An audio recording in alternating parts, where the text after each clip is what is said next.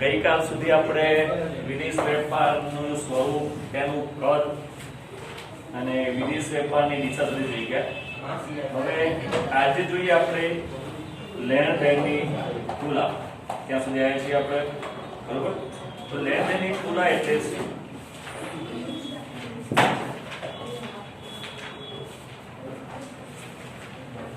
જેવી રીતે આપણે નામના મૂળ તત્વની અંદર પાકું સ્વરૂપ ભણીએ છીએ, એમાં બે બાજુ છે, એક મૂડી અને દેવા અને બીજું છે મિલકત અને દેવા. તો એ વખતે આપણે ધંધાની આર્થિક પરિસ્થિતિની જાણકારી એમાંથી મળે છે આપણને, અને એની અંદર બંને બાજુના સરવાળા કેવા થાય છે? સરખા થાય છે. એટલે હોય નહીં કોઈ દિવસ આ થાય નહીં, સરવાળા સરખા થાય નહીં, પરંતુ કેટલાક ખર્ચમાં ફેરફાર કરીને સરવાળા સરખા કરવાનો પ્રયત્ન કરવામાં આવે છે. અને છેલ્લે અમેરિકન એકાઉન્ટન્ટના સમીકરણ મુજબ A = C + L મુજબ આપણે સમીકરણને આધારે દ્વિનોંધી નામક પદ્ધતિના હિસાબોને આધારે આપણે સમીકરણ મેળવવાનો પ્રયત્ન કરીએ છીએ. એવી જ રીતે અહીંયા આગળ લેણ દેણની તુલા બનાવવામાં આવે છે. તો લેણ દેણની તુલા એટલે શું? તો દેશના કોઈ એક જ વર્ષના ભૌતિક અને અભૌતિક ચીજ વસ્તુઓની આયાત અને નિકાસનું મૂલ્ય દર્શાવતું સરવૈયું એટલે લેણ દેણની તુલા. બીજી વેપાર તુલા પણ છે, પણ એ લેણ દેણની તુલાની અંદર વસ્તુ એક મહત્વની છે કે ભૌતિક અને અભૌતિક. ભૌતિક એટલે શું? ભૌતિક એટલે શું? ભૌતિક ચીજ વસ્તુ જે આપણે જોઈ શકીએ છીએ, સ્પર્શ કરી શકીએ છીએ. તો એવી વસ્તુઓની આયાત અને નિકાસ.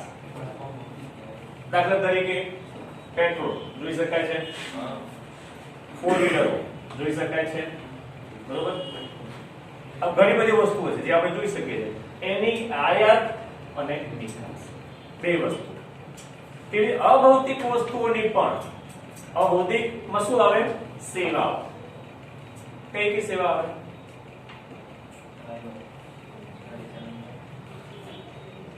અભૌતિક વસ્તુ એટલે કે સેવા કહીએ, એની પણ આયાત અને નિકાસ થાય છે. એમાં શું આવી શકે?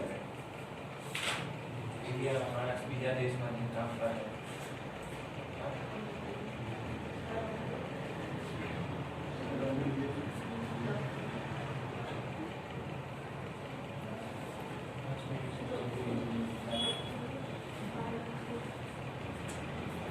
INSEAD બેંક નામ સાંભળ્યું છે? INSEAD બેંક અમદાવાદમાં બેંક છે. બેંકની સેવા ખ્યાલ? બેંકિંગ સેવા. બેંકમાં કોઈ વસ્તુ મળે છે ખરી? એ બેંક આપણે શું પૂરી પાડે છે? સેવા. ખ્યાલ? તો વિદેશી બેંકો ભારતમાં કામ કરે છે, ખબર? એ સેવાની આપણે આયાત કરી કહેવાય. બીજી રીતે મેડિકલ ટ્રાન્સક્રિપ્શન કીટ આવતું હોય છે. મેડિકલ ટ્રાન્સક્રિપ્શન વિદેશના ડોક્ટરો ની ઇન્ટરનેટ દ્વારા ભારતના ડોક્ટરો જોડે ઓપરેશન સમયે બે કનેક્ટ થઈને ઓપરેશન કરતા હોય છે. એ શું છે? મેડિકલની સેવા. એનાથી આ રીતે આપણું એકાઉન્ટ પર લખાય, તમને ખબર હોય તો. વિદેશી કંપનીના એકાઉન્ટ અમદાવાદમાં બેઠા બેઠા લખાય છે. બોલો, અમારે ત્યાં ફ્લેટમાં રહે છે એક વ્યક્તિ, એ નોકરી એવી છે નાઇટની, કારણ કે ત્યાં આગળ દિવસ હોય. અમેરિકામાં આપણે ત્યાં રાત હોય, ત્યાં આગળ દિવસ હોય. તો વિદેશી કંપનીઓના એકાઉન્ટ ભારતમાં બેઠા બેઠા લખાય છે. એ શું થઈ? સેવા. ખ્યાલ આવ્યો? તો માત્ર વસ્તુની આયાત નિકાસ નહીં થતી, પરંતુ સેવાની પણ આયાત નિકાસ કરીએ છીએ, અને એની ઉપર પણ ટેક્સ લાગે છે. એની પણ આવક અને જાવક થાય. તો અહીંયા આગળ ભૌતિક અને અભૌતિક ચીજ વસ્તુઓની આયાત અને નિકાસના મૂલ્ય દર્શાવતા સરવૈયાને આપણે લેણ દેણની તુલા કહીએ છીએ. બરોબર. હવે લેણ દેણની તુલા બે પ્રકારની હોય છે. એક સમતુલ અને બીજું અસમતુલ. સમતુલ એટલે શું? સમતુલ એટલે શું? મેં તમને કીધું આયાત અને નિકાસ સરખા, સમાન. સમતુલ એટલે સરખા. તો જે તુલાની અંદર આયાતોનો સરવાળો અને નિકાસોનો સરવાળો, આવકનો સરવાળો અને જાવકનો સરવાળો બંને સરખા થાય તેને સમતુલ લેણ દેણની તુલા કહેવાય છે. આયાત એટલે શું કહેવાય? જાવક. બે વસ્તુ, ઉધાર બાજુ અને જમા બાજુ હોય. લેણ દેણની તુલામાં ઉધાર બાજુમાં જાવકો ખર્ચાઓ દર્શાવવામાં આવે અને જમા બાજુમાં આવકો અને નિકાસ દર્શાવવામાં. નિકાસ એટલે આવક થાય. ખ્યાલ આવ્યો? નિકાસ કરીએ આપણે એટલે આપણી પાસે વિદેશી મૂલ્યમાં આવે એટલે આપણે આવક થઈ. આયાત કરીએ તો ઉલટું, આપણી પાસે વિદેશી મૂલ્યમાં જાય તો આપણે થઈ જાવ. તો જે તુલાની અંદર ઉધાર બાજુનો સરવાળો અને જમા બાજુનો સરવાળો સરખો થતો હોય તેને કહેવાય સમતુલ લેણ દેણની તુલા. બીજું અસમતુલ. તો આમાં શું આવે? અસમતુલમાં શું આવી શકે? સરવાળા કેવા હોય? અલગ અલગ. કે જે લેણ દેણની તુલામાં આવક એટલે કે ઉધાર જમા, ખર્ચ એટલે જાવક બંને બાજુના સરવાળા સરખા થતા હોય નહીં તેને અસમતુલ લેણ દેણની તુલા કહે છે. સમતુલ લેણ દેણની તુલામાં ખાધ એટલે કે ખોટ કે નફો હોય નહીં. પરંતુ અસમતુલ લેણ તુલામાં બે વસ્તુ હોઈ શકે, કાં તો નફો કાં તો ખોટ, જેને આપણે ખાધ અને પુરાંત કહીએ છીએ. તો નફો કેવી રીતે થાય? કોણ કહેશે? આ લેણ દેણની તુલામાં નફો કેવી રીતે થાય? આ તો સિમ્પલ આવડી જાય આપણને. બોલો નહીં?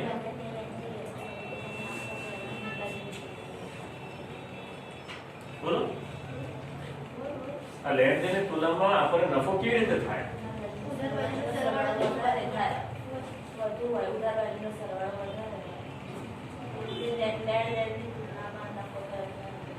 ફરીથી બોલજો. ઉધાર બાજુનો સરવાળો વધારે થતો હોય એટલે લેણ દેણની તુલનામાં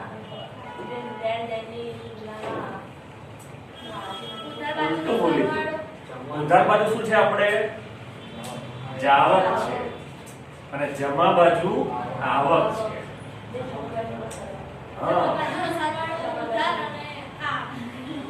જમા બાજુ સરવાળો વધારે તો નફો થાય હા, અને ઉધાર બાજુનો વધારે તો ખોટ થાય.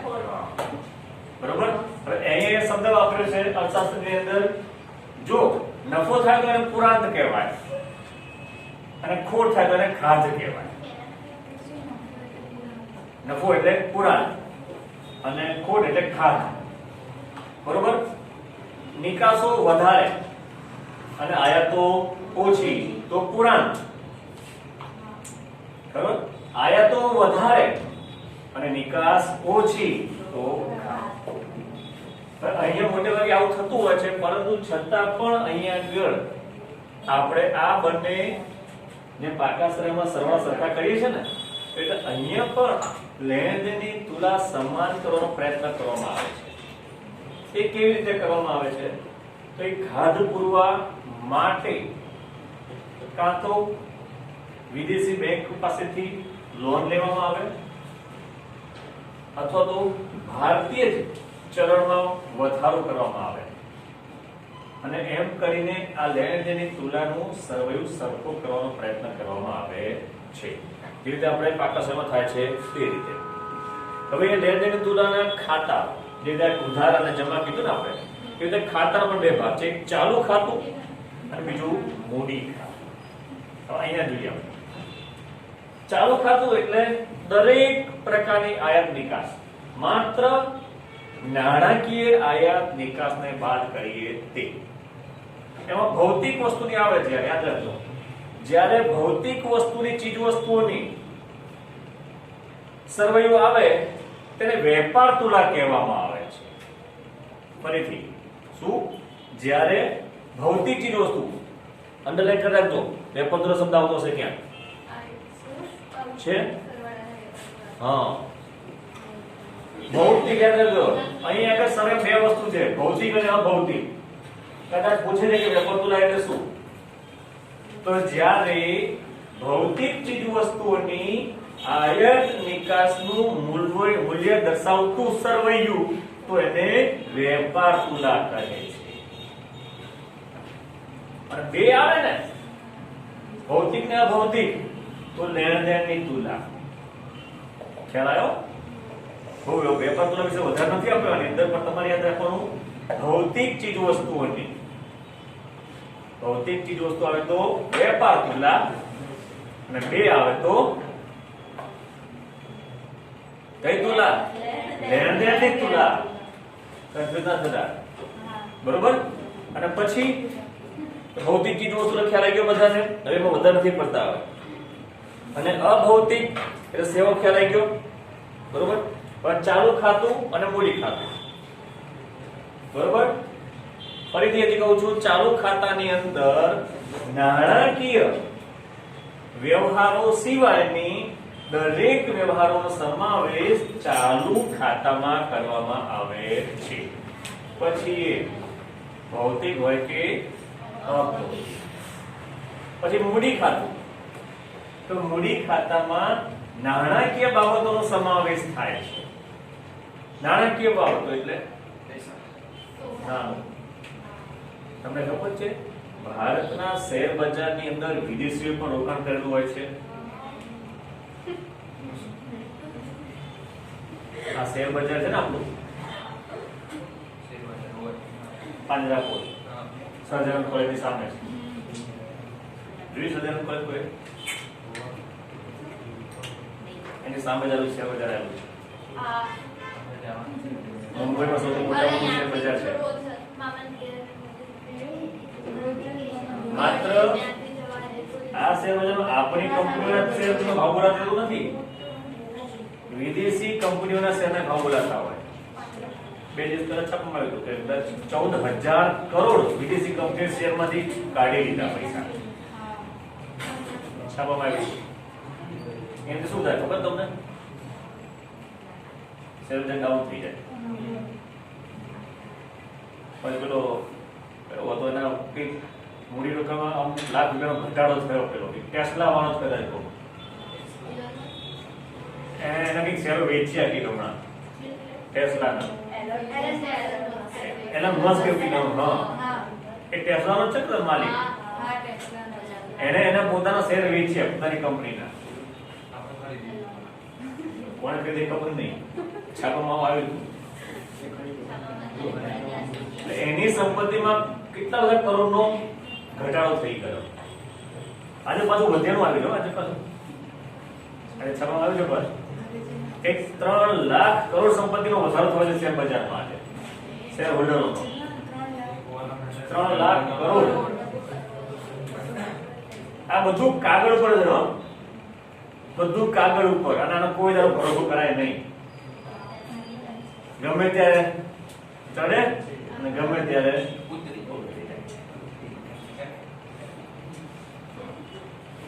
ચડે તો કરોડપતિ બનાવે, ઉતરે તો રોડપતિ.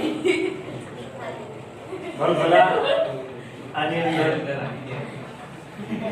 એટલે આમાં બધા પડાય નહીં. 28,000 1995 માં હર્ષદ મહેતાના વખતમાં. નામ હોય હર્ષદ મહેતાનું? પિક્ચર બન્યું. એ વખતે વર્ષ મહેતા હતી. ખબર નહીં. જે કોલેજમાં ઉપયોગ કરે. વિચાર કર એ વખત 8000 એટલે એવા જે રોકાણ નહીં કર્યું એટલું તો. કારણ કે એ અત્યારે સ્કૂલમાં ભણતા થઈ ટાઈમ જય સર એ વખતે 8000 રૂપિયા એ તો ત્યાંથી શેર માર્કેટ બંધ કરી દો આપણે. શું? એટલે શેર બજાર ઉપર ભરોસો ના કરાય. એનો ઘટે પણ ખરા અને વધે પણ ખરા. એ વખતે ડીમેટ એકાઉન્ટ જેવું નતું હોય. હવે ડીમેટ એકાઉન્ટ આયા છે. ડીમેટ એકાઉન્ટ ફોન ઉપર બોલી લગાવે ના ત્યાં જઈને બોલી લગાવવી પડે. હા ત્યાં જઈને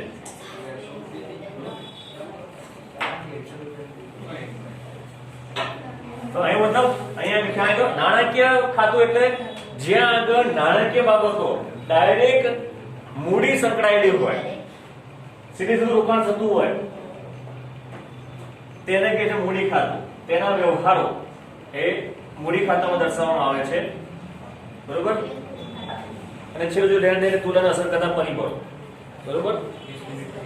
લેણ હજી 16 જ થાય છે. લેણ દેણની તુલનાને અસર કરતા પરિબળો એટલે કે આયાત અને નિકાસને અસર કરતા પરિબળો બરોબર. પહેલું છે હુંડિયામણનો દર. તો હુંડિયામણનો દર એટલે શું? 50 થઈ. પાછળ છે જ હુંડિયામણનો દર. જ્યારે એક ચલણનું બીજા ચલણમાં જે દરે રૂપાંતર કરવામાં આવે તેને હુંડિયામણના દર તરીકે ઓળખવામાં આવે છે. ડોલરનો રૂપિયામાં રૂપિયાનું ડોલરમાં દાખલા તરીકે $1 બરાબર 60 રૂપિયા તો એક દર થયો. પાઉન્ડ અને રૂપિયા, યેન અને રૂપિયા, અને રૂબલ અને રૂપિયા, દિનાર અને રૂપિયા, દિરહામ અને રૂપિયા. દરેકમાં મૂલ્ય અલગ અલગ હોય છે. દરેકનું મૂલ્ય અલગ અલગ હોય, એક સરખું નથી હોતું ક્યાંય. ડોલર હોય, પાઉન્ડ હોય, યેન હોય, રૂબલ હોય કે દિરહામ હોય કે યેન, બધું મતલબ કેવી રીતે નક્કી થાય? દરેક દેશની આયાત અને નિકાસને આધારે. અમેરિકાનો ડોલર સૌથી ઊંચો રહેતો હોય છે. કેમ?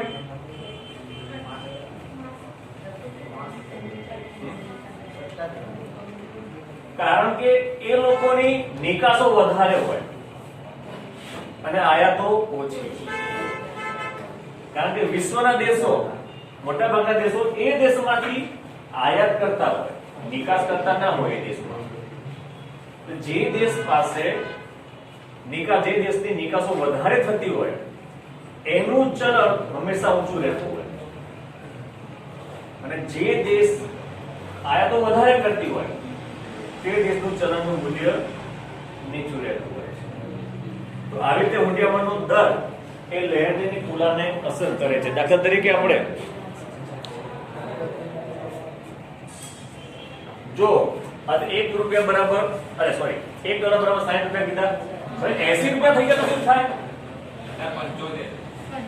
75 થઈ ગયા તો શું થાય? દાખલા તરીકે આમાં 60 રૂપિયા કીધા છે, તો $1 બરાબર આપણે 60 રૂપિયાની વસ્તુ ખરીદી શકીએ. હવે 75 થઈ જાય તો પૈસા વધારે ચૂકવવા પડે. ખ્યાલ આવે? તો આપણી આયાતો ઘટી જાય. એટલે હુંડિયામણનો દર એ આ લેણ દેણની તુલનાને અસર કરનારું પરિબળ બને છે. બીજું છે વસ્તુ અને સેવાનું કિંમત. એક જ વસ્તુની કિંમત એક દેશમાં અલગ ને બીજા દેશમાં અલગ હોય.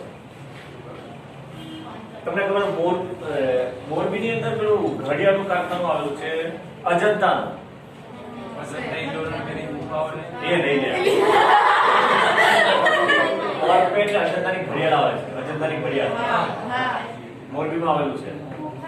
હવે એવું કહેવાય છે મોરબીમાં કારખાનું ચીનમાં કારખાનું છે સર વજન પૂરી નાખવાનું. 20 મિનિટ તો મોરબીમાં જે બનાવે છે ને ઘડિયાળ એના કરતા ચીનમાં બનાવે ઘડિયાળ સહેલી પડે છે, સસ્તી પડે છે. સાહેબ, એટલે જ વેડિંગ પૂર્ણ થાય. થઈ ગયું. એવું છે.